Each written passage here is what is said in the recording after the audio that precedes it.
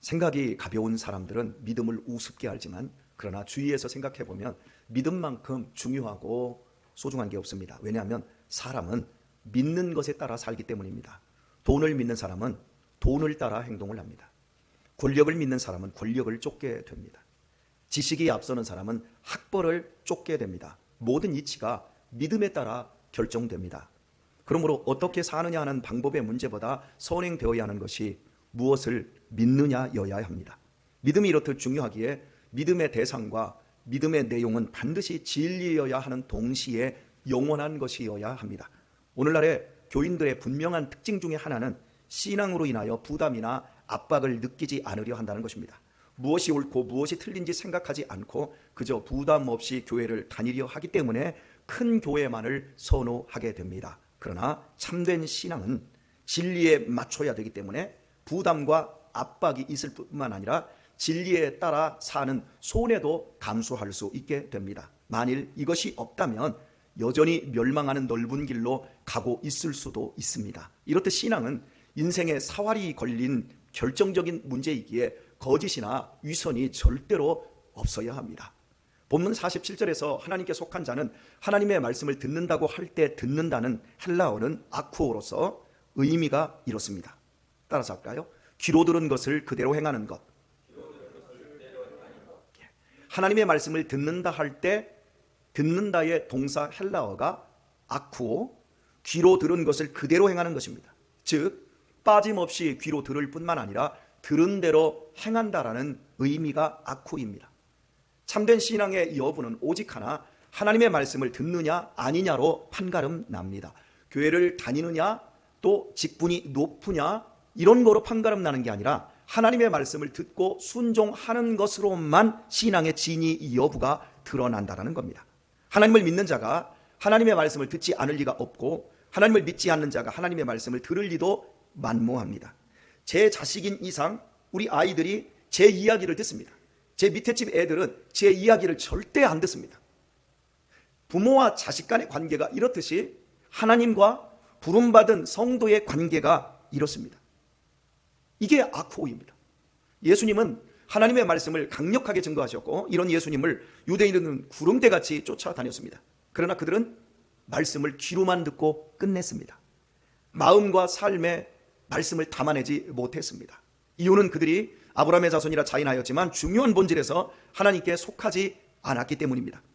우리들이 만약에 말씀을 듣고자 매우 성실하게 매주 교회에 나오지만 설교가 불편하고 부담되고 지루하게만 느껴진다면 이는 유대인들과 다르지 않게 하나님의 말씀대로 살지 않기 때문일 것입니다. 주 안에서 사랑하는 교우 여러분, 왜 하나님의 말씀을 알면서도 말씀대로 살지 않는 것일까요? 그것은 말씀대로 살지 않는 삶이 편하기 때문입니다. 바꿔서 말하면 말씀대로 사는 삶은 매우 불편하고 손해를 보기 때문입니다. 안타까운 사실은 말씀에 불순종하며 내 소견에 오른 대로 사는 삶이 편하다고 느끼는 것은 자기 기만이고 자기 체면에 걸린 겁니다. 하나님의 말씀을 아코하지 않는데도 삶이 편하게 느끼는 자기 기만적 자기 체면은 반드시 후회하는 날을 맞게 되는데 중요한 사실은 그때는 그 상황을 돌이킬 수 없다는 데에 있습니다. 자기 기만과 자기 체면은 이런 겁니다.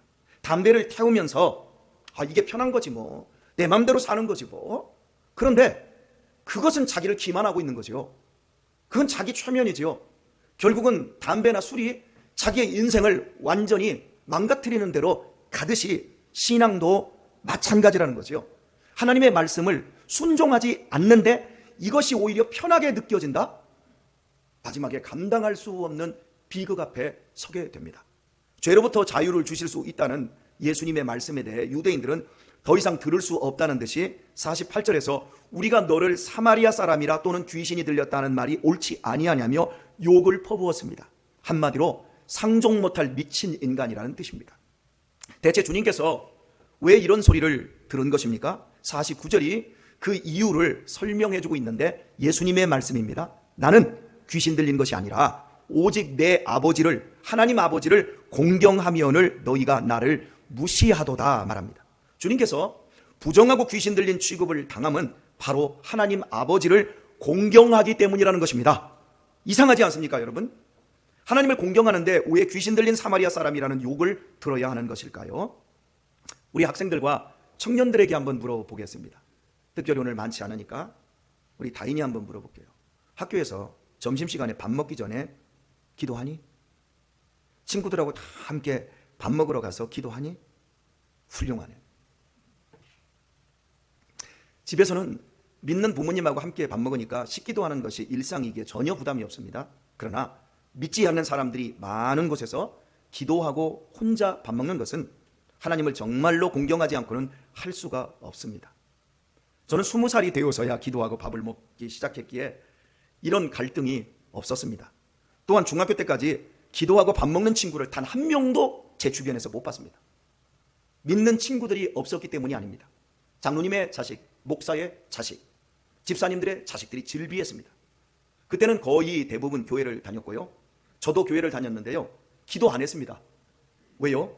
하나님의 말씀을 공경하지 않았기 때문입니다. 기도는 교회 가서 예배 시간이나 하는 것이고 선생님이 보고 있을 때나 기도하는 줄 알았습니다. 그런데 고등학교 때 딱 한 명이 도시락을 앞에 두고 눈을 감고 기도하는 것을 저한테 들켰습니다. 제가 어떻게 했을까요? 뒤통수를 냈다 치고, 야 임마 뭐하냐? 너 귀신한테 얘기했지? 그 미친놈이네 이거? 제가 이렇게 핍박을 했습니다. 저는 하나님을 공경하는 때 그 일을 방해하는 마귀였습니다. 그런데 하나님은 이런 마귀를 목사로 만들어주셨습니다. 제가 무슨 말을 하겠습니까? 잘나서 목사가 된 게 아니라는 걸 저는 분명히 알고 있어요. 정말 하나님은 엄청난 분이십니다. 원수를 사랑으로 갚아내셔요. 우리가 믿음 생활 바로 하려고 하면요, 밥 먹는 것 하나도 힘이 들어요. 저는 성인이 되었어도 여전히 공개적인 장소에서 기도하지 않고 드시는 분들이 우리 중에 많다고 생각합니다. 왜냐면 제가 같이 그분들하고 무슨 일이 있어서 밥을 먹으려고 하다 보면 수저를 들고 딱 들다가 나를 딱 보고 나서 딱 내려놓고 기도하는 척하는 걸 제가 여러 번 봤거든요. 그래도 제가 넉넉해서 지적을 안 해요. 왜? 저는 때렸는데요, 기도하는 사람을. 여러분, 작은 것 하나도 손해보지 않고 있는 겁니다. 교회 나온 것으로 다 되었다고 착각하면 안 됩니다. 기억하셔야 합니다. 하나님의 말씀을 앓고 정말 하나님을 경외하지 않으면 우리의 내면에는 하나님의 평안이 들어올 수 없습니다. 왜냐하면 하나님의 평안은 손해를 감수하고 하나님을 공경하며 말씀에 순종할 때에만 열매 맺는 것이기 때문입니다. 비록 예수님은 멸시를 받았지만 그의 내면은 거대한 태평양의 깊은 수면 아래처럼 요동하지 않는 평안으로 가득 찼습니다. 주님은 그 어떤 상황에서도 하나님을 공경하시는 분이었기 때문입니다. 뿐만 아니라 주님은 당신의 영광을 구하지 않고 당신에 대한 모든 판단을 하나님께 맡겨드렸습니다. 50절 말씀이 그겁니다. 나는 내 영광을 구하지 아니하나 구하고 판단하시는 이가 계시니라. 이걸 한번 제가 자세하게 좀 설명을 해드리겠습니다. 예수님은 나는 내 영광을 내가 구하지 않지만 내 영광을 구해주고 내 영광에 대해서 판단해 주시는 이가 계시다. 그분이 하나님이란 뜻이에요. 예수님은 자신의 영광을 구한 적이 없으며 자신에 대한 영광스러운 판단을, 수치스러운 판단을 다 하나님께 맡겨드렸다는 뜻입니다. 아, 참 영광스럽다. 참 영광이다. 참 영광을 돌립니다. 이런 말을 우리가 쓰는데요. 그럼 영광이라는 단어의 의미가 무엇일까요? 영광을 올리다 할 때 영광이라는 명사가 독사입니다. 뱀 이름 독사와 똑같아요. 헬라어로. 그리고 이거 돌리다라고 하는 이 그 수동태는 독사 조어입니다. 내가 당신에게 1인칭 주격, 내가 당신에게 영광을 올려드립니다. 이게 독사 조예요. 자, 그렇다면 이 영광이라는 단어의 의미가 이런 거라고 얘기했는데 이걸 더 쉽게 설명을 해드릴게요. 한 인간의 존재의 규명이 영광이라는 말 속에 들어있습니다. 나의 나다움을 가장 잘 드러내는 상태가 바로 영광입니다. 그때 우리는 영광스럽다라고 말을 하는 겁니다. 사람이 왜 열심히 공부하고 일을 하며 또 열심히 배우고자 하고 많은 것들을 갖기를 원합니까? 간단합니다. 나의 영광과 존귀함이 드러나기를 원하기 때문입니다. 만약 내 영광이 짓밟히면 어떻습니까? 남에게 무시당하는 한마디만 들어도 참을 수가 없습니다. 잠을 잘 수가 없습니다. 인간관계를 쪽내고 심지어 극단적인 선택을 하는 안타까운 사람들이 바로 자기의 영광을 잃어버렸기 때문이라고 생각합니다. 이번 주에도 우리 배우 한 사람이 그 마약과 연관되어서 스스로 목숨을 끊었지 않습니까? 자기의 영광이 훼손되었기 때문에 그걸 회복할 수 없다라는 자괴감 때문에 그리 된 거예요. 여러분, 침해받은 자존심이 곧 자신의 영광이라는 잘못된 판단이 부른 어리석은 결과입니다. 사람이 세상을 살아가면서 자신의 영광으로 판단하는 것의 첫 번째는 외모에 있습니다. 예쁘고 아름답고 멋있는 것이 자기답다고 생각하고 스스로 영광을 돌립니다. 그래서 할 수 있는 대로 예뻐지고자 다이어트와 성형까지 불사하고 남자들은 좋은 근육을 만들어야 영광을 느낍니다. 둘째, 영광을 느끼는 거 재능입니다. 노래를 잘하든지 운동을 잘하든지 공부를 잘하는 것으로 자기 영광을 느낍니다. 이런 것을 못하는 사람들은 자존감이 매우 떨어집니다. 왜? 영광이 없다고 생각하는 것입니다. 셋째, 사회적인 부산물에서 영광을 느낍니다. 즉 돈과 권력과 인기와 지위와 명예를 통해 자기 영광을 느낍니다. 돈을 많이 얻으면 자기의 프라이드가 올라갑니다. 지위가 높아지면 어깨에 힘이 들어갑니다. 고가의 아파트에 사는 거 중요합니다. 타는 차는 무슨 기종인가가 대단히 중요합니다. 메이커가 굉장히 중요합니다.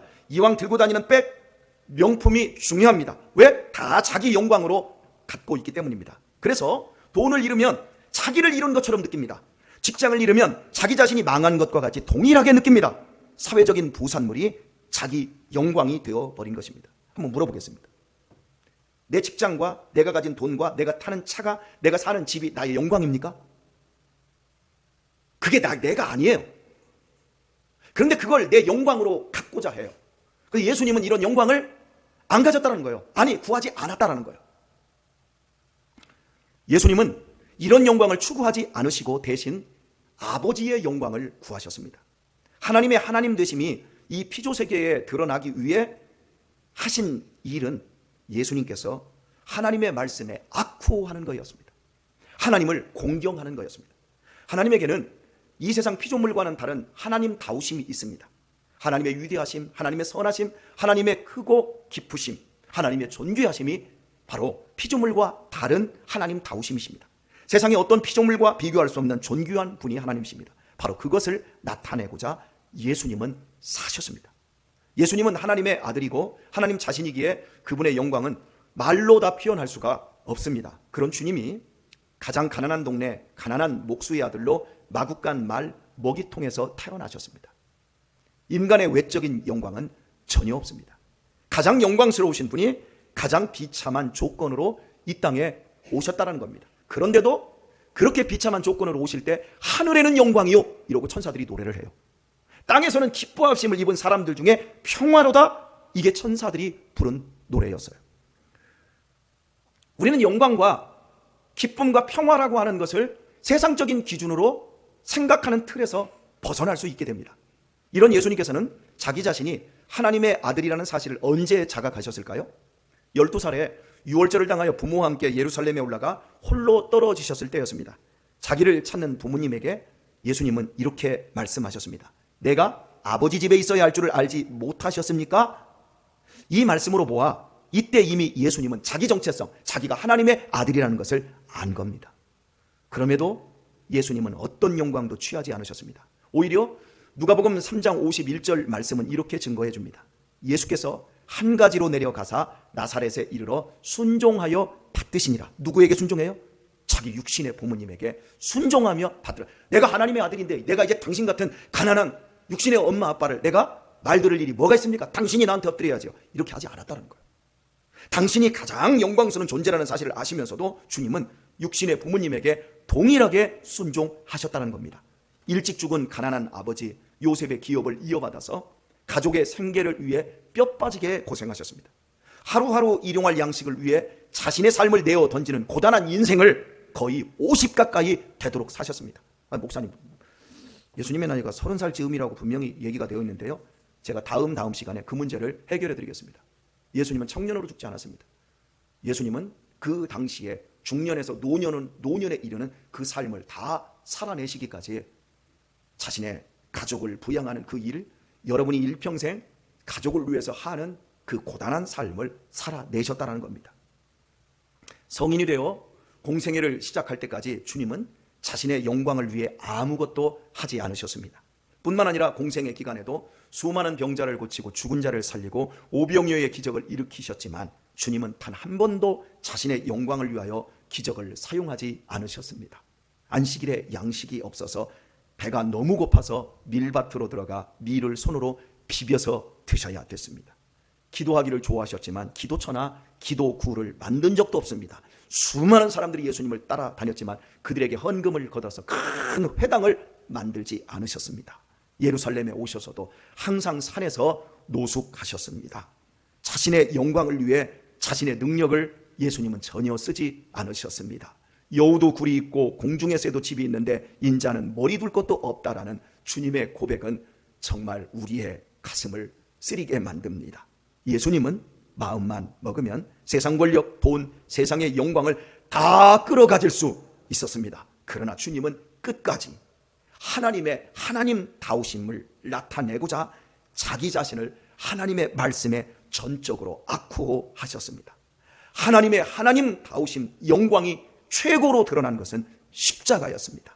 아들을 죽이시면서까지 저와 여러분을 살려내시고야 마는 그 사랑, 절대 이 세상 부속물이 아닌 아들의 생명으로만 영광을 나타내고자 하시는 그것을 예수님은 십자가에서 말씀의 순종으로 나타내셨습니다. 이런 예수님을 비난하고 미쳤다고 꾸짖는 유대인들의 삶은 어떠했습니까? 그들은 신앙을 통해 하나님의 영광을 나타낸다라고 말하면서 항상 자기 자신들의 영광을 나타냈습니다. 자기가 다른 사람들보다 더 정당하고 의롭다라는 사실에 초점이 맞추어져 있었습니다. 종교 권력을 이용하여 자기의 배를 터지도록 채웠습니다. 그러니까 얼마나 신바람이 납니까? 그들은 자기 스스로를 의롭다고 선전하고 자기 스스로를 자랑하고 다니면서 모든 이권을 챙겼습니다. 그러면서도 우리야말로 얼마나 영광스러운 존재들인가 하는데 초점을 맞추고 있었습니다. 이렇게 큰 성전을 건축하고 수많은 사람들이 모여서 예배를 드렸으니 이게 얼마나 영광스러운가.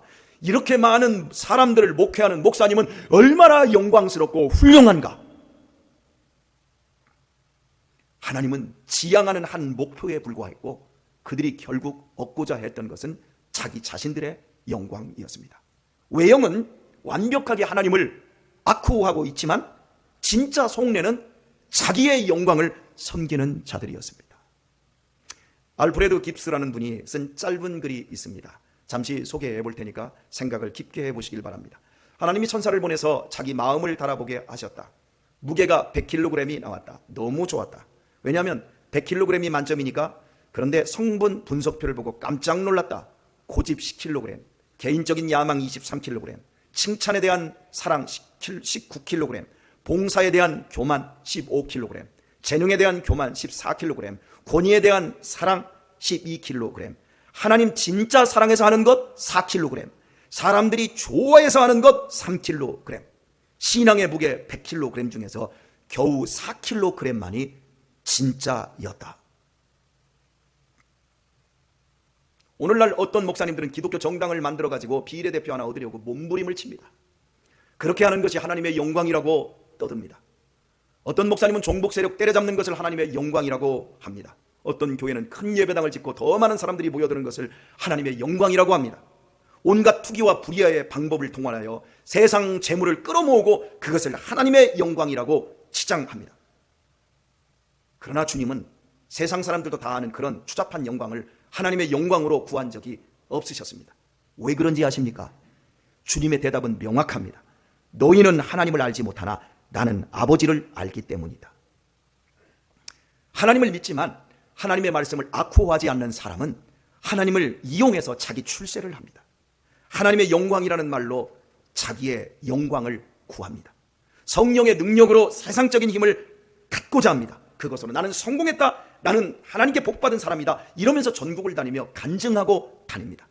그러나 하나님을 정말 알고 아버지로 믿고 있는 사람은 그런 영광을 구하거나 관심 갖지 않습니다. 아버지를 알았기에 아버지의 말씀을 지키는데 온 힘을 놨습니다. 누가 안 알아줘도 상관없습니다. 미쳤다고 욕을 먹고 핍박을 받아도 자신을 비우며 지극히 작은 일에도 충성을 다하고 사랑을 다 바칩니다. 자신의 삶의 모든 것을 판단하실 이는 하나님이심을 알기 때문에 하나님이 영광 받으시는 것을 제일 좋아합니다. 그런 성도의 마음속에는 세상이 알 수도 없고 줄 수도 없는 기쁨과 평안이 가득 들어차게 됩니다. 요한일서 2장 15절 이하의 말씀은 이렇습니다. 이 세상이나 세상에 있는 것들을 사랑치 말라. 누구든지 세상을 사랑하면 아버지의 사랑이 그 속에 있지 아니하니 이는 세상에 있는 모든 것이 육신의 정욕과 안목의 정욕과 이생의 자랑이니 다 아버지께로서 쫓아온 것이 아니요 세상으로 쫓아온 것이라. 이 세상도 그 정욕도 지나가되 오직 하나님의 뜻을 행하는 이는 영원히 거하느니라.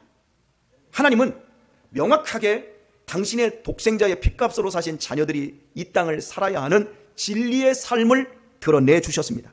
뿐만 아니라 자녀들의 그 삶을 정확하게 오늘 판단하고 계십니다. 그러므로 우리는 나 자신을 살펴보아야 합니다. 제가 봉고차만 타고 다닙니다. 교회에서 사주신 엑센트 승용차는 거의 안 탑니다. 목사님들을 만나러 가고 노예 일을 처리하기 위해서 항상 봉고차를 타고 다닙니다. 혹시 봉고차 운전석이 어떻게 되신 줄 아십니까? 봉고차 운전석이 낙다가 못해서 소음이 다 튀어나왔어요. 조금 있으면 용수 처리 나올 것 같아요. 그래도 제가 그걸 타고 다닙니다. 그리고 그 차를 앞으로 한 10년을 타려고 보링을 했습니다. 앞으로 10년은 탈 것입니다. 그랬더니 저한테 시비 거는 분들이 여러 분 계십니다. 권 목사, 이런 차 타고 다닌다고 사람들이 청렴하다고 하지 않아. 속으로 욕해. 그 나이 먹어서 이런 차 탄다고 속으로 욕해. 그래서 제가 그걸로 제 자신의 영광이나 제 자신의 자존심을 세워야 된다는 필요성을 전혀 못 느낍니다. 저는 그냥 굴러가면 돼요. 내가 가고 싶은 데를 가면 돼요. 그리고 교회에 조금이라도 부담을 안 주고 그런 돈이 있으면 우리보다 약한 사람들한테 좀 나눠주고 싶고 내가 조금 양보를 하면 더 많은 사람들이 행복해지잖아요. 저는 제가 잘났다, 내가 다른 사람보다 더 훌륭하다, 내가 다른 사람보다 더 겸손하고 다른 사람보다, 여러분 제가 겸손해 보입니까? 하나도 안 겸손해요. 뭐 겸손하다, 다른 사람보다 뭐 청백리를 가지고 있다, 그런 걸 나타내려고 하는 것이 아니라 그냥 제가 예수님이 가신 삶을 보면서 조금이라도 흉내내려고 하는 그냥 이 삶이 편하고 이 삶이 행복하기 때문에 이 평화와 기쁨 때문에 제가 하는 거예요. 그래서 속으로 욕한다고 하길래 제가 그랬어요. 목사님 빼놓고 욕 안 해. 욕하고 있지? 여러분 아무런 상관이 없어요. 보세요, 얼굴에 광채가 나는 거. 할렐루야. 이 땅의 사회적인 부산물이 내 영광이 아니에요. 예수님이 나를 판단하고 계시는 것, 그게 진짜 영광스러운 거예요.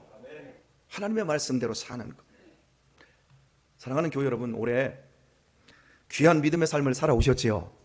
하나님의 영광을 위해 충성하셨고 헌신하셨지요. 잘하셨어요. 하나님이 여러분을 통해서 영광 받으셨습니다. 올해 혹시 내 자존심이 짓밟히고 내 영광이 손상되셨습니까? 그래서 괴롭습니까? 아닙니다. 내 자존심이 세워지고 넉넉한 돈과 명예와 인정받음으로 내 영광이 절대 그런 것으로 세워지지 않습니다. 도리어 우리 주님처럼 낮아지고 비우고 내려놓음으로써만 하나님의 영광이 드러납니다. 속지 마세요. 우리가 내 자신의 영광을 구하고 판단치 않아도 나보다 더 나를 위해 참된 영광을 구하고 바르게 나를 판단하시는 하나님 아버지가 계십니다. 하나님은 사랑하는 아들과 딸들이 세상 정욕으로 자신의 영광을 나타내려고 하는 것을 싫어하십니다. 오직 하나님의 사랑을 믿고 손해가 나더라도 당신의 말씀을 아코하는 것을 통해 영광 받기를 원하십니다. 그래서 말입니다, 하나님은 자녀들의 마음속에서 자기를 세상 것으로 증명하고자 하는 욕심의 뿌리를 뽑아내시고자 실패와 좌절, 상처와 아픔과 절망을 안겨주십니다. 그러면 자기 자신의 영광이 손상당하기 때문에 너무 괴로워하고 힘들어하고 억울해하고 못 견뎌합니다. 잠을 이룰 수가 없습니다. 삶의 밑바닥까지 내려가게 하십니다. 그러나 이런 과정들이 있기에 거짓된 세상 영광을 드디어 버리게 되고 하나님의 말씀을 진실로 아쿠하는 믿음의 삶을 살게 되어집니다. 오늘의 말씀을 맺겠습니다. 그리스도인이 된다는 것은 그리스도의 정신과 삶을 이어받는다는 것을 의미하는 겁니다. 그리스도의 정신을 계승하는 자만이, 그리스도의 삶을 이어가는 자만이 그리스도의 말씀에 거할 수 있고, 그리스도의 정신을 이어받는 자만이 그분의 능력을 힘입어 모든 탐욕과 세상 헛된 영광으로부터 진정한 자유를 얻을 수 있습니다. 참된 삶이란 숨쉬고 먹고 마시는 데 있는 것이 아니라 그 마음속에 평안이 있는 삶입니다. 이것이 참된 생명의 본질입니다. 어떤 상황에서도 흔들리지 않는 마음의 평안을 어떻게 얻을 수 있겠습니까? 주님의 말씀을 지키는 것으로만 가능합니다. 즉, 부담과 압박과 갈등이 있고 비난과 무시를 당하면서도 하나님의 영광을 위하여 말씀에 순종할 때만 주어집니다. 주 안에서 사랑하는 교우 여러분, 올해도 말씀에 순종하느라 참으로 수고하셨습니다. 압박과 부담을, 상처와 고통을, 유혹과 시험을 감내하며 교회를 섬기며 셀을 지키느라, 그리고 서로 사랑하느라 대단히 수고들 많이 하셨습니다. 그리했기에 이 교회가 오늘 이와 같이 하나님의 영광으로 충만할 수 있었습니다. 이 모든 과정을 하나님이 다 보고 계십니다. 우리의 일거수일투족을 판단하고 계시는 하나님께서 여러분의 분투에 반드시 30배, 60배, 100배로 열매 맺게 해주실 것입니다. 한 해 한 해 인생이 더해갈수록 참된 신앙생활로 여러분의 내면이 영원한 생명으로 가득 채워지시기를 예수님의 이름으로 축원합니다.